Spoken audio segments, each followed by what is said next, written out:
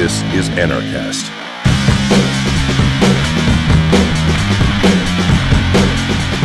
Hey everybody, welcome to another edition of Anarchast, your home for anarchy on the internet. I have, coming in from Breckenridge, Colorado, Josh Tolley of the Josh Tolley Show, a very creatively named show.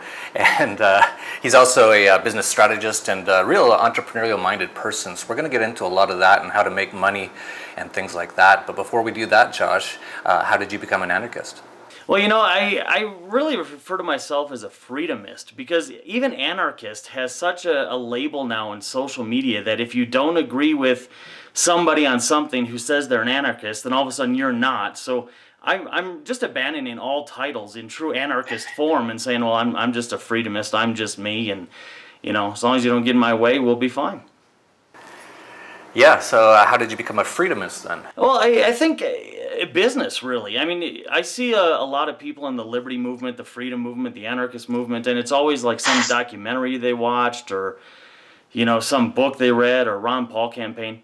But in reality, for me, it was business. I started my first business at 18, and very shortly after that, I said, you know what, I don't want the business getting polluted by the government. I didn't want that involved in my life, and the more I progressed in business, the bigger problem the government became. So I just figured, you know what, I don't need somebody to sell me on a political ideology.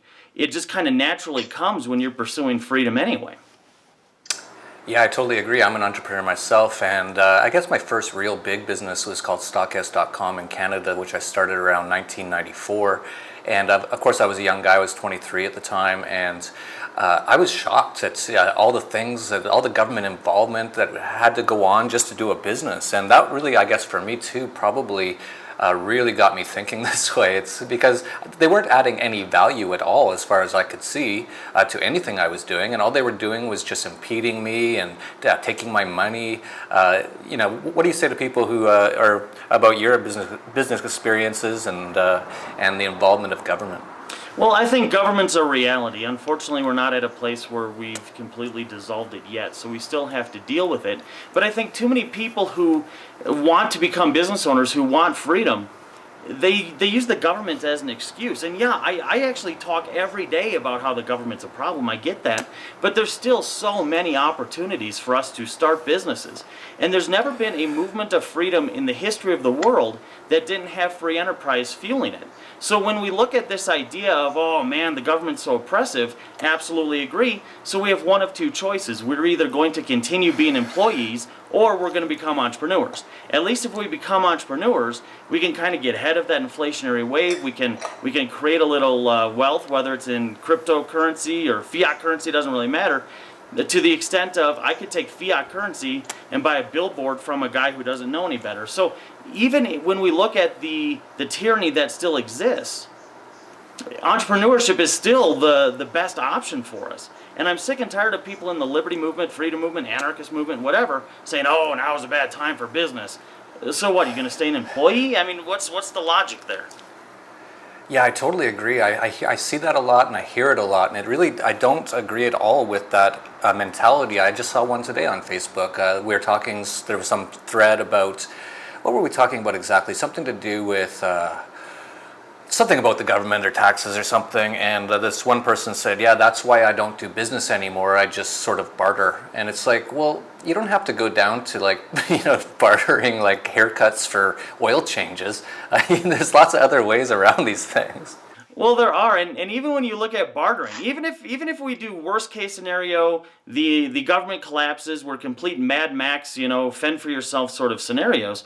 Even then, learning proper entrepreneurship skills helps you in bartering. It helps you in complete totalitarian situations like even the slaves in Egypt, for goodness sakes. We could go back there and say, well, if you had an entrepreneurial skill set, you actually became free. You became a valuable asset, or freer anyway, than the guy who doesn't have anything to offer to the conversation.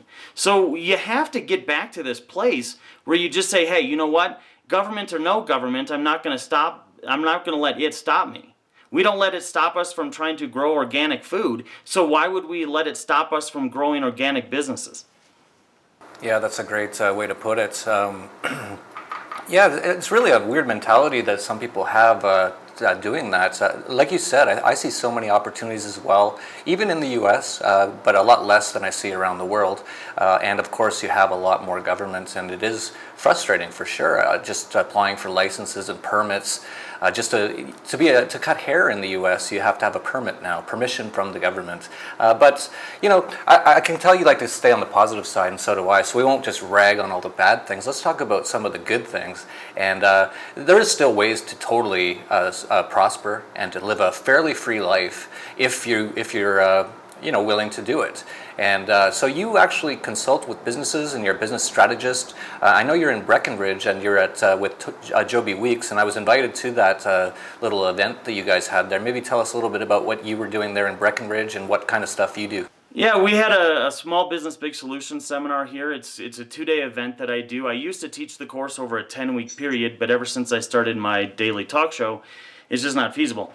So we took that 10 weeks and packed it into 2 days, and it's intense. We cover things like, does it really take money to make money? Where do I start a business? Marketing, advertising, leadership, branding. We cover about 57 different areas of business, and I started it because there's so much crap out there, out in the bookshelves and seminar circuit that just does you no good. I mean, some of these guys, they put, sold 15 million copies of my book. Yet nothing's ever changed. I mean, you still have 15 million people who are employees and they're not successful. So I wanted to create a system, a series that actually gave people the tools. I'm not selling a business. I'm not selling another system. You come for 2 days and I teach you what I know, and I've been doing this now for 15 years and it's had tremendous results. So we cover all those things, and I really want to get more people who are anarchists, libertarian, whatever they happen to be. I want to get people back into entrepreneurship, because if we do, the same effect that happened to me will happen to them. You no longer have to sell them on the idea that they should be free. They'll naturally discover it for themselves. Yeah, totally. So do you offer this sort of a thing on a regular basis, or was this just sort of a one-off thing in Breckenridge? Well, we do it on a fairly regular basis. I can't do more than one a month. The next one we're doing is actually in Jacksonville, Florida, February 22nd. Matter of fact, what we could do for your viewers, we could do a discount code. So if they wanted to come, bring a friend or whatever they needed to do. We also do the First Steps series, which is the first Tuesday of every month. It's just a couple hours, but it answers some of those basic questions. Should I get involved with family? Do I really need money to make money? Some of those lighter issues. And it's a first step for those people who have not yet made the decision to become entrepreneurs. But if you are, or you're going to be in business, definitely get to the Small Business Big Solution Seminar. Great. And is there a website for that? Yeah, they can go to joshtolley.com, JOSHTOLLEY.com. And there's right up near the top, there's events. Just click that. We keep that fairly updated. And what's the cost? Well, this next one's only $5.99. And I'm going to tell you, after this, we are going to raise it. We used to do these for, anywhere from $17.99 or to $3,000. We're thinking about going even higher yet. And the reason is the value. When you price it too low, you don't get people who are actually serious. I get more people offering me $30,000 to do it than I do $300 to do it. And that's kind of disheartening and exciting at the same time. From a business standpoint, for me, totally awesome, because my hourly consulting rate's $8,000 an hour anyway. But I want to see more people in these classes, and I thought by lowering the price it would help, and it didn't. So if you wanted to go and you want to take advantage of a better price, this will be the last one. So this one's $5.99, and then of course if they email me at joshtully@joshtully.net, we'll give them some sort of vigilante code or something. Yeah, why don't you make a code Anarchast? There you go. Anarchast, All right. There you go. So we'll put up that website at the end of this interview and down below in the notes. And if you missed the one in Jacksonville, that's where it is, right? Jacksonville? Jacksonville, Florida, yeah. And then the First Steps ones we do the first Tuesday of every month. Okay. Yeah, I think this is a great business model. And wow, $8,000 an hour, nice. Actually, that's fairly low. That's and that's the distinction. That's the problem that people are having in this movement for freedom versus these big businesses that we're trying to fight. Big businesses know that they need to know how to do business, so they're willing to spend a lot of money on people like me. Whereas the people who think, well, all I need to do is be good at a service or offer a good product, put up a website, and that's all I need to do, they're failing. Matter of fact, there was a recent Yahoo Money survey that said 53% of all small businesses can't support themselves. They need a secondary source of income in order to even stay open. Meanwhile, another 30% don't have the financial momentum to carry them another 5 years. So 83% of small business owners are failing, yet you ask them how it's going and they're like, oh, it's good, I don't need no training, and then you have these companies who do $7-8 million a year, and they're like, hey, how can we put you on a retainer because we know we don't know enough. So it's really disheartening to see the people who need it the most are the ones who think they don't need it at all. Yeah, that's usually the case. Usually a lot of these issues are mindset issues. So the people who are trying to scrimp and save $5 when they could possibly make thousands of dollars just by doing something like that, they usually don't get too far. And it's actually a mindset issue. And that's some of the things that you probably try to get across to young entrepreneurs. And we had on two people from Exosphere on Anarchast, Skinner Lane, who runs it, and Antonio. And they run an entrepreneur school down in Chile, which actually I'm trying to franchise here in Mexico. Just as a side topic, I was on Facebook, and some days I have, you're an entrepreneur, you're a businessman, you know how it goes. Some days I can't believe all the stuff I do and what I can get done in one day. I'll literally start 3 businesses in one day sometimes, and I'll be handling interviews and calls and doing just a phenomenal amount of stuff. And one day on Facebook, I just posted as a joke, I said, I should charge people $1,000 a day, just a one-day sort of a thing, to just sit there and watch how I do business. Because from 20 years of doing business, I've become quite good at it. And these are the kinds of things that take a while to learn, but if you learn them from the right people and you see how real successful business people do business, you can learn a lot in one day. And I actually had about 30 people say they want to do it. I told them I was joking because I just really don't have the time to do it. But it just goes to show there's a big market out there. And they really don't teach this kind of stuff in most regular schools. You definitely don't hear about it in your public indoctrination centers from grade 1 to 12. They don't teach you anything about how to be an entrepreneur. And then even if you go to college, a lot of it's business management, which teaches you how to be a mid-level bureaucrat and shuffle papers. Well, exactly. When I do my class, I bring with me a textbook from 1929, and the first chapter is how to pay employees. By the last chapter, they're talking about setting up distribution and inventory, and it's a 7th grade textbook, and it's only like a half an inch thick. Meanwhile, today you go to 7th grade, and it's a book that weighs about 20 pounds, 2 inches thick, has hundreds and hundreds of pages of just repetition, and then we wonder why we've allowed free enterprise to slip by the wayside. Free enterprise is and always has been the fuel for freedom, and as long as we're constantly arguing about which candidate's going to produce the more jobs or which political state of being will produce the most jobs, if we remain an employment-based economy, we're going to fail 100% of the time. I don't care if gold becomes the standard. I don't care if everybody's using Bitcoin. It doesn't matter, because the economic engine is one that constantly drives us back into debt. It constantly drives us back into lack. So we need to make that transition, and that's my mission. I mean, I didn't, like I said, I didn't come to this political ideology through, a great documentary or some speech I heard from the Mises Institute or something. It came to me because I started businesses, and I just knew that freedom and free enterprise go hand in hand. And then I started doing some research and found that the founding fathers of this country, America, they weren't really fighting for freedom of religion. They were fighting for entrepreneurship. That's why they had symbols on the flags like the pine tree. And that ability to control our own future is something that's we're just letting slip by, because even in the anarchist movement, you see these posts on social media like, oh, I need to go get a job. If you're an anarchist and you're looking for a job, you missed something somewhere. So we need to get back to the point where we really start teaching these things. And that's what happened for me, Jeff. I just got to tell you, when I was about 18 years old, I started my first business, second one at 19, third one at 22. And I sat down from a couple in their mid-30s, and they were, asking me how to start a bed and breakfast. And they couldn't. We needed to start a starter business first, which I teach a class on. But we came up with a plan for a starter business first to eventually get them their bed and breakfast. And I'm sitting down from this couple, and, at 22 years old, you're in business for women and cars. And they start crying because they're in their 30s, they have a couple kids. And I look at them, I'm like, what are you crying for? And they said, well, we've been praying for months for something.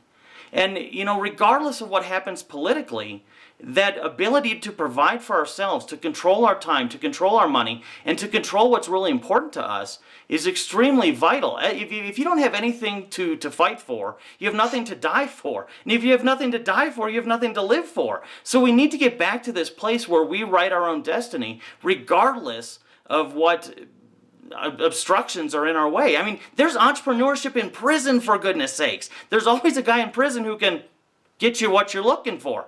And we use the excuse, well, there's too much regulation out here. BS. If you can be a successful entrepreneur in a cage, then you certainly can do it out here. We just need to teach people how.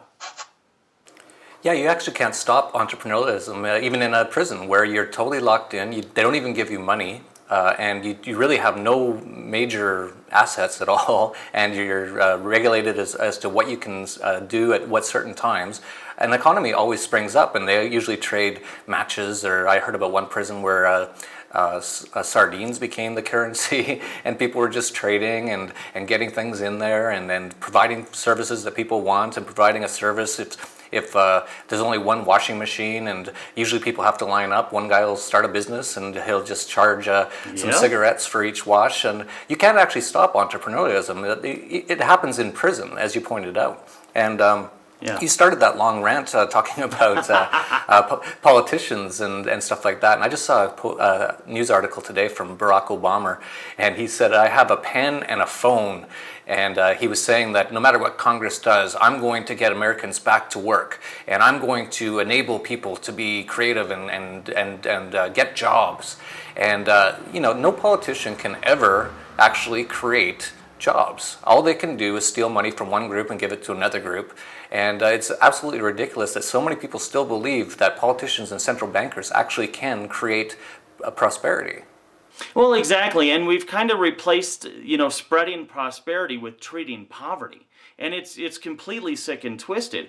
And when you look at even the fiat currency and the Federal Reserve and the creature from Jekyll Island and all that sort of stuff, if you remember your history, we actually rejected that 2 times. We rejected this idea that the central bank's going to come in. And the reason we were able to reject it is because we were an entrepreneurship-based economy at that time. If you then look at what happened in 1913, we were no longer an entrepreneurship-based economy. We were an employment-based economy, thanks to the Industrial Revolution. And bada bing, bada boom, their third attempt succeeds. And the thing that stopped it before is the very thing we're giving up now, and that's entrepreneurship. And it's not enough just to say, okay, I'm going to start a business and wing it. You need to know what you're doing, especially because we no longer teach this stuff in school anymore.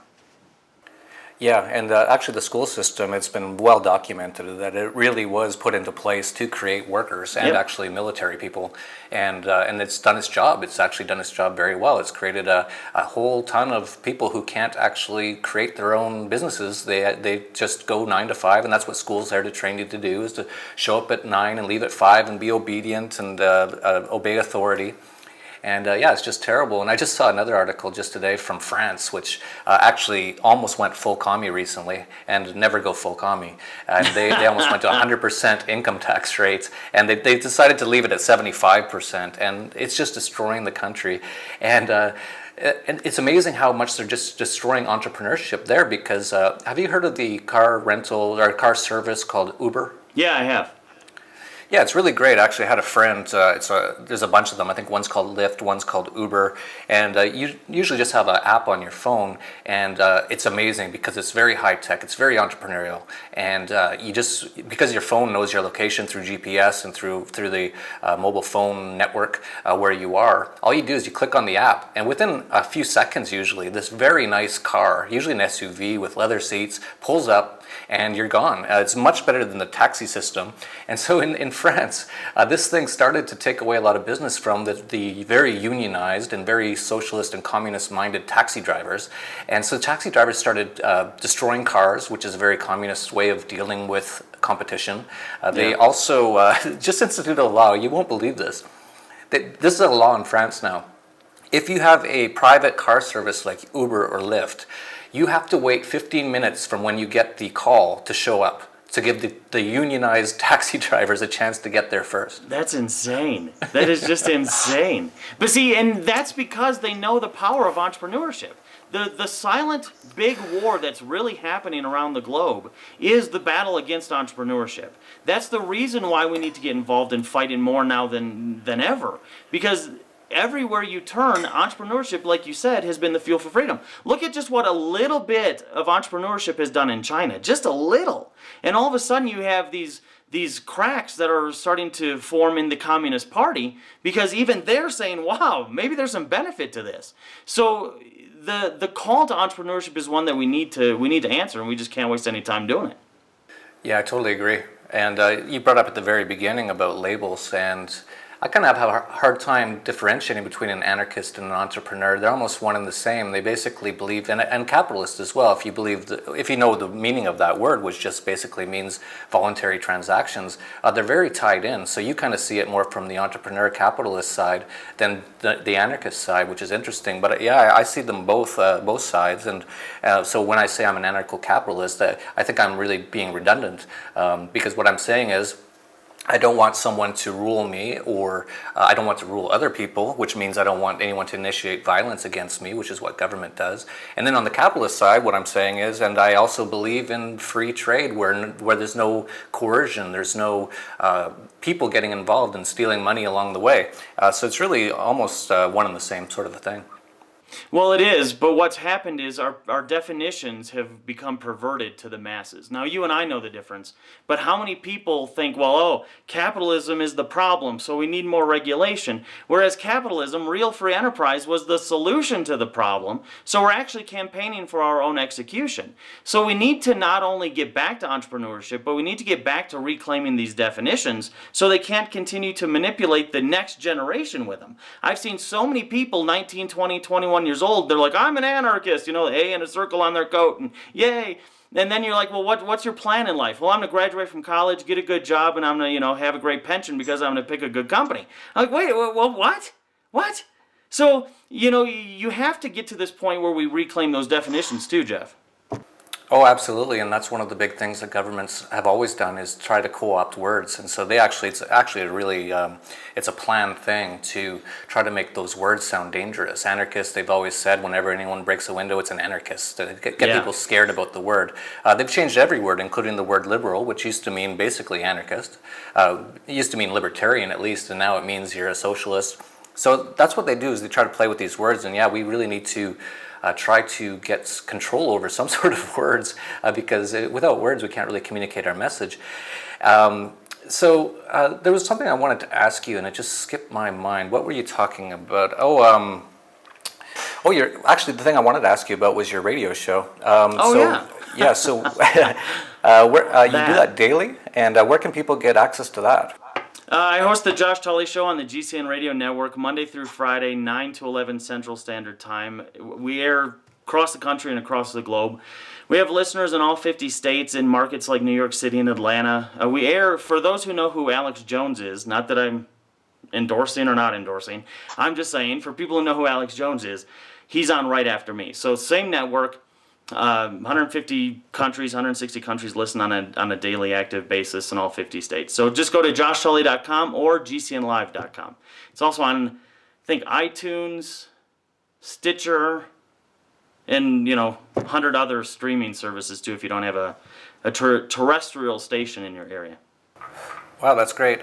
Bringing up Alex Jones, I've been following him for a number of years, and he's definitely an interesting person, and he used to be very constitutionalist, very minarchist. But have you noticed that he's changing? It seems like in the last year or so, he's had on so many actually past Anarchast guests, including Adam Kokesh, Stefan Molyneux, Josie the Outlaw was just on the other day, and they actually talk about anarchy, and he really doesn't, he doesn't dispute it at all, and it almost seems like he's almost there. Well, I don't know. To be honest, I don't listen to very many shows. He's on right after me, so when he's on, I'm actually prepping for the next show. So I'm not entirely sure. But I do know that people do change. And I think part of the problem is, especially with social media, let's say Bob posts something 4 years ago about how he supports Romney or something. And then now, 4 years later, he's watched your show and he's changed his mind, but stupid people still go back and say, well, no, because you did this 4 years ago. And we need to have the freedom, if we're going to promote freedom, for people to change their mind. You can't just continue to judge people on what they used to be. So if he's changing, awesome. And it's great, and I'll have to tune in to see what he's up to. Yeah, a lot of people are changing. Even if you think back about it, a few years ago, even the word libertarian was very unusual to ever hear in the media. And now you hear it all the time. And now everyone's calling themselves a libertarian. Hardly any of them are libertarians. Glenn Beck calls himself a libertarian. But I think he just recently was quoted as saying, because a lot of people said, well, you say you're a libertarian, but you believe in this or that isn't very libertarian. And he says, well, sometimes you have to be a little flexible with your principles. I don't agree with that at all. I think if you have a principle that you believe in freedom, you don't want to be very flexible with that. Well, principles can change over time, but when you have them, you should always stand firm with them. I mean, if you have principles that don't include a wife or something because you're not married, then obviously that's not a principle to you. But if you say, okay, I have these principles, then you don't yield them, you don't compromise them, and that's the problem with the political system. It's all about how can we compromise to fit the politician. And even if you're going to be pro-politics, it should be how are the politicians going to meet you where you're at. So that's an indicator right there that the system is just so jacked up. You don't even have to look at the conspiracy side of things to just see, wait a second, they're not campaigning for you. They know that you're going to fall in line behind one of the two parties or you're not going to vote at all. So they designed the game plan. And I actually did this during the course that I taught this weekend.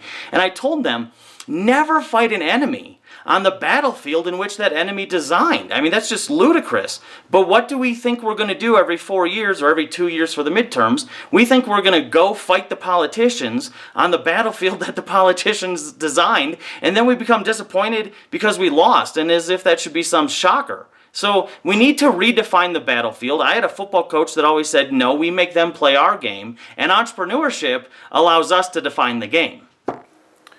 Yeah, absolutely. A lot of great comments there. And one of the things that I like to think about is that,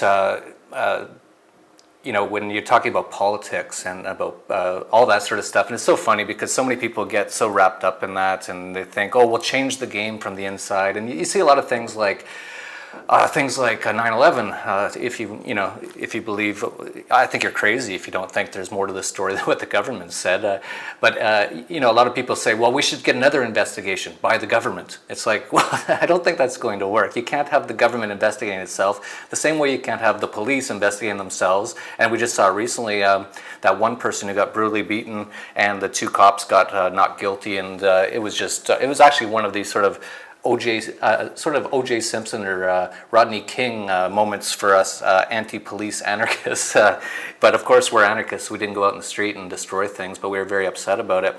But so many people said, oh, we should get them judged again by the government. It's like, when you have a system like this, you can't really co-opt it and change it. Stefan Molyneux said once, it's like going into the mafia and trying to turn it into a charity. It's just not going to happen. But the way that you can defeat these systems is by creating a better system and just moving past it. And that's what we're seeing with Bitcoin right now, which is going to destroy, in my opinion, or maybe not Bitcoin, maybe some second generation of it, but Bitcoin definitely has the potential to destroy the entire central banking system. Things like the belief in liberty and entrepreneurship can really move us past this very heinous statist period that we've been going through for the last 100 years. You can't change those systems, you just have to move beyond them. Well, yeah, and I think that a lot of the change, because you brought up a great point, and that's we're seeing a lot of people change their mind. And I think what people are realizing is for a long time it's been like an airplane. They told us that we can't have good lives until we fix our community. But you can't have a good community until you fix your county. Can't have a good county until you fix your state. Can't have a good state until you fix the federal government. And now they're trying to sell us, well, your federal government can't really work until we get global politics under control. And it's kind of like the airplane ride I took out here. The stewardess came on and said, in the case of an emergency, oxygen masks will deploy. Put your oxygen mask on first before helping those around you. Liberty works the same way. Freedom works the same way. And people ask me all the time, what's the difference between freedom and liberty? I said freedom is nature-given, God-given. Liberty is man's recognition of the same. And if we're going to operate in a system of liberty, it has to start local, grow local. And just as an example, there's 3,100 counties and change in the United States. If we got back 1,600 counties, you'd neuter Washington, D.C., which is exactly why Joe Biden's son is trying to get rid of sheriffs in Delaware. That's exactly why St. Charles County in Missouri went to a police department as opposed to a sheriff's office.